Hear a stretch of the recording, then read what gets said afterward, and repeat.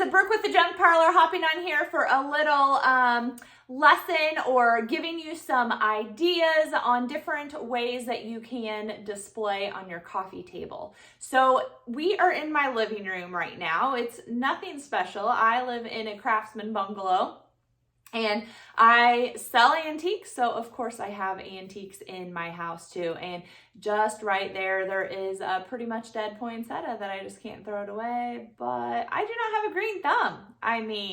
So don't look too closely. All right, so we have this coffee table. What I use as a coffee table is a trunk.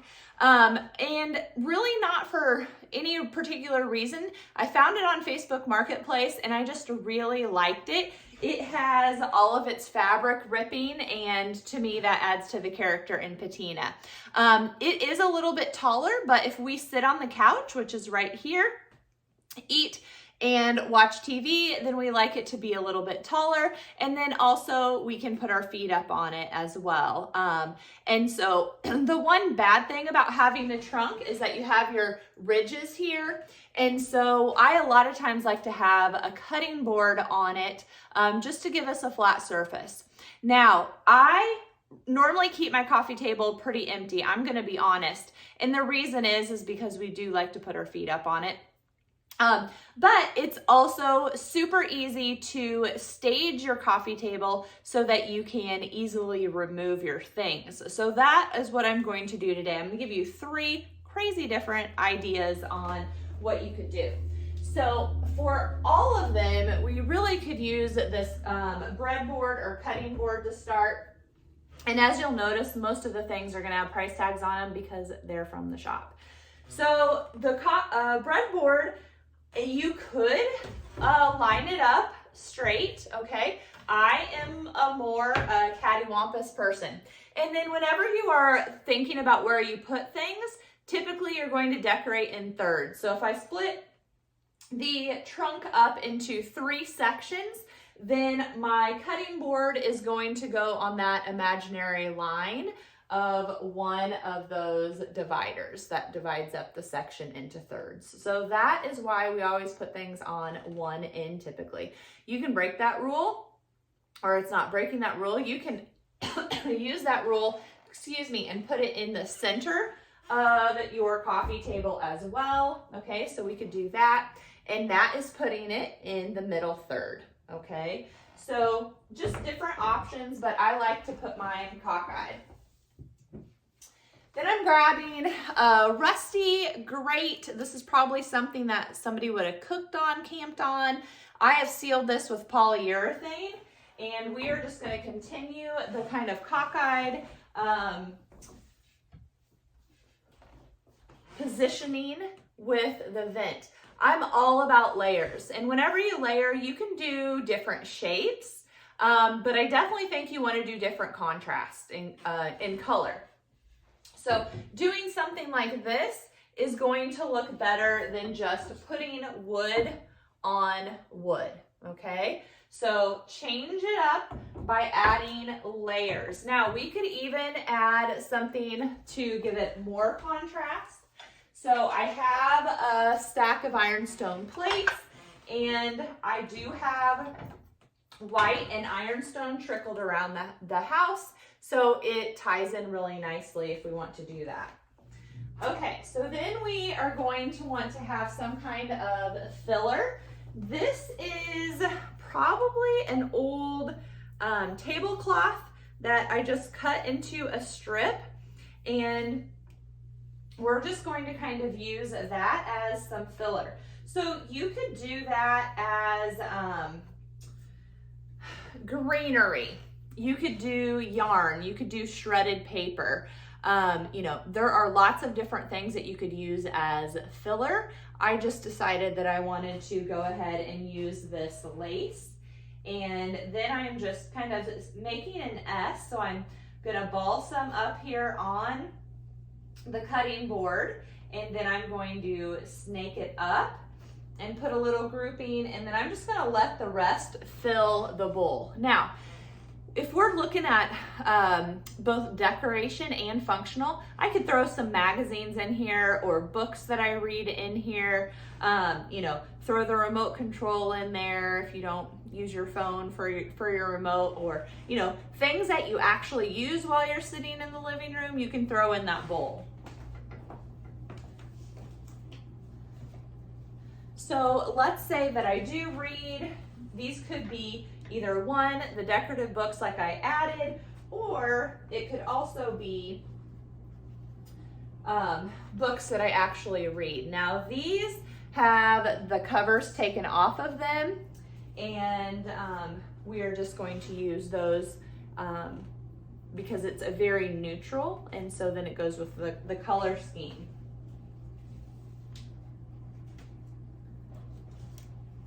Okay, then I added some shoes in here, and that's just because I really like baby shoes. I have a lot of them. I have a lot of these stuffed with Spanish moss inside of them, and we're just going to work on kind of putting some things in our bowl to fill it up and making a little vignette here on our metal grate.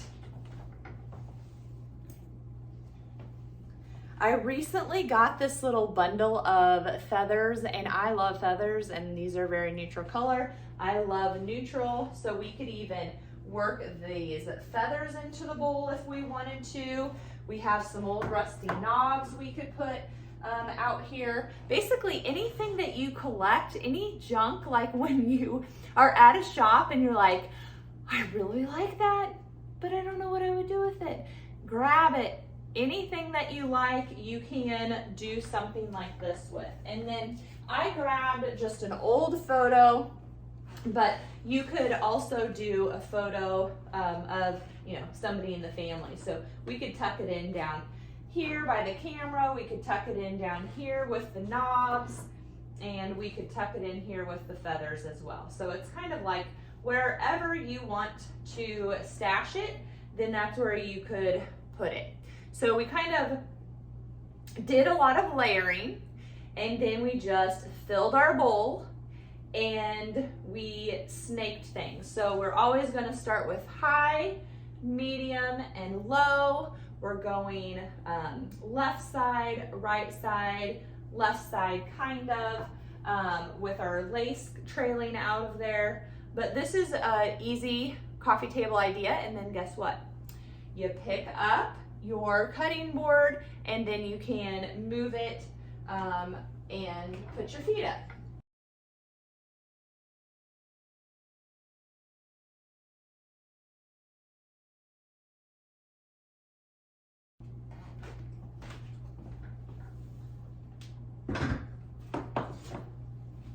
Okay, our next idea, we're going to use this metal tool tote.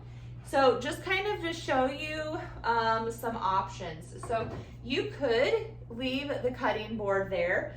The toolbox is actually probably a little bit bigger than the cutting board, so I don't think proportionally it goes well in this situation, but it is totally an option if you have one that's more proportional. So I think if our breadboard was a little bit bigger, it would be nice, because see, the color contrast you get with the breadboard is a lot more than what we're just getting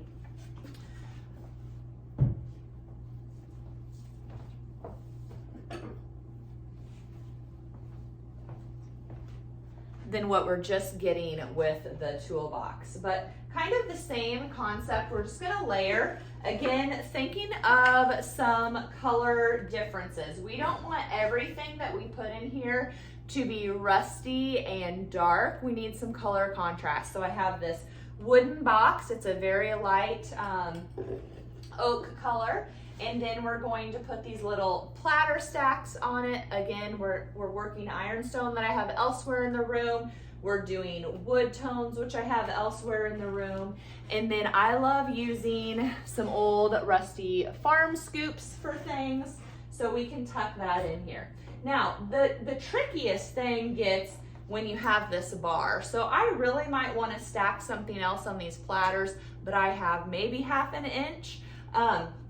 So this is a good spot to put any little thing that you collect. Maybe you have thimbles or marbles or some Scrabble tiles, and you can throw those in there.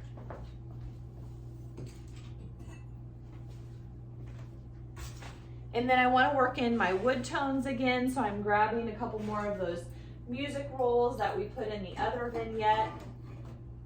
And instead of just laying them in there straight, okay, I am stacking them and twisting them. So I'm kind of like, they're crossing their legs essentially, okay? So if you cross something, it's gonna give it some visual interest, it gives it some height, and normally is just more pleasing to the eye. We do have a spot in here that I think we could add something tall. So I grabbed this brass vase. It has a much fatter base to it, then it tapers. And so the base can tuck in underneath of that scoop just fine. And then I did grab some keys just to kind of show you.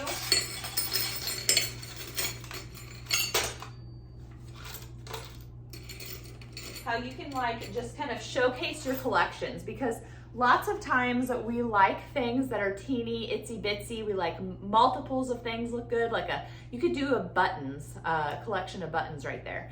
But we a lot of times don't get to show them off. Well, go ahead and put them in a little dish out for everybody to see. Then you have a few options with a vase like this. You could obviously put flowers in it or greenery. You could do feathers. Wooden croquet balls or pool balls will fit nicely on these. So it just kind of depends on what your decor is. And I don't have very many feathers on hand, but feathers for me kind of fit my decor a little bit better. So I went ahead and stuck some feathers in it. And you'll notice no matter what vignette we do, we're keeping the height down, because the point of being in the living room is watching TV, right? So again, the nice thing about this one, let's say we want to have 3 people eating. We got somebody there, a couple people here, and they want to have their plates on the coffee table. Guess what? Oh, I just pick it up and move it.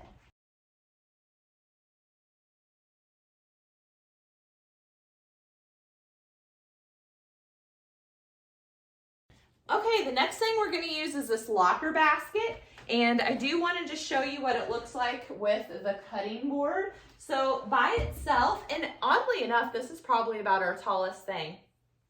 So I'll put that price tag in the back. But again, I'm doing it angled on an end. There's not a whole lot of, color contrast between our coffee table and our basket. So to give a little bit of difference, we can add that breadboard. So we'll go ahead and leave the breadboard on this time. Again, the breadboard almost needs to be a little bit longer. And then I'm all about the book stacks. I like them with their covers off because I literally have probably 50 or more book stacks around the house in different rooms. And so I like them to have that uniform look, but not be uniform. I don't know. And so I like to rip the covers off. I try and only rip the covers off if I don't like them. And I try and buy books where I like the covers. I normally pick green because green is my favorite color, or I'll pick ones that are brown or black or very just interesting, or I love the titles. So then you can do a whole stack of the same color. And that is another option. So we are literally going to fill pretty much the whole basket with books.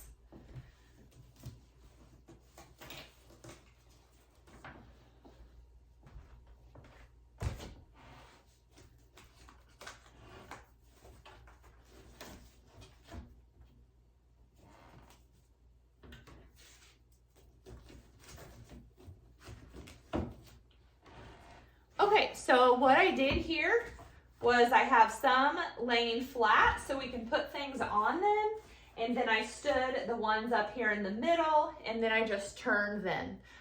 So it adds a lot of great visual interest, and then we can just put some things on top. So we have a few options. Again, I would go with what you...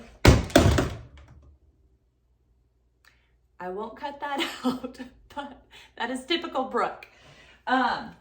So the handle broke on that camera. But what I was saying was, what I would do is whatever you collect. So if you collect little restaurant creamers or pitchers or butter presses or a certain kind of tin or can or little storage boxes or whatever, I would just suggest displaying those things then in, you know, your basket. Okay, so we could take a couple cameras, we could probably squeeze a couple more on here if we wanted to, but we could just leave it with that. The other thing that we could do is take a few boxes, and again, very neutral colors, and then we can just fill them with different things.